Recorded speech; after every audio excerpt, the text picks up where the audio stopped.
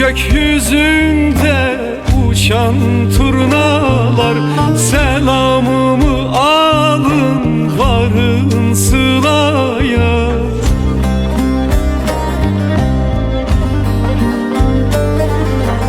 Güneşin hatrına, semadaki aya, unutmadım deyin, yar hep aklımda. Unutmadım deyin, yar hep hatırımda.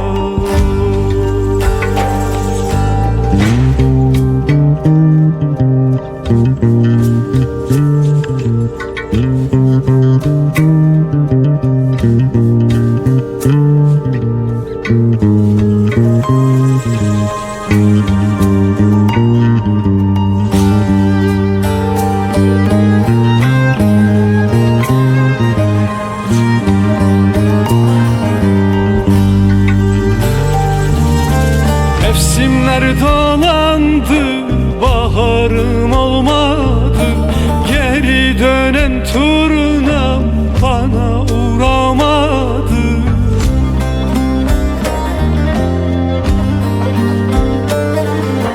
Tükendi umudum, gelenim olmadı. Kırıldı dizlerim, tutmuyor ellerim.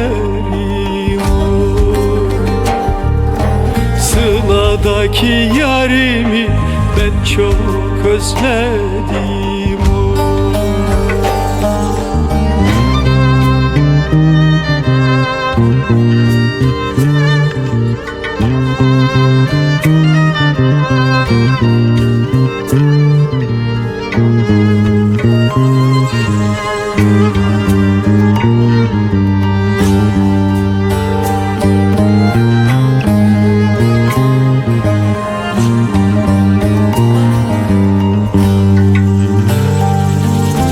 Nerede kaldın telli turnağım, dönmedin.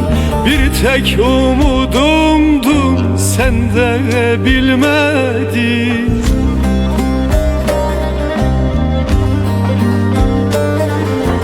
Gözledim yolunu, turnağım gelmedin. Ayırmam yüzümü ufuktan gözümü. Yollara bıraktım yıllarca hüznümü. Ayırmam yüzümü ufuktan gözümü. Yollara bıraktım yıllarca hüznümü.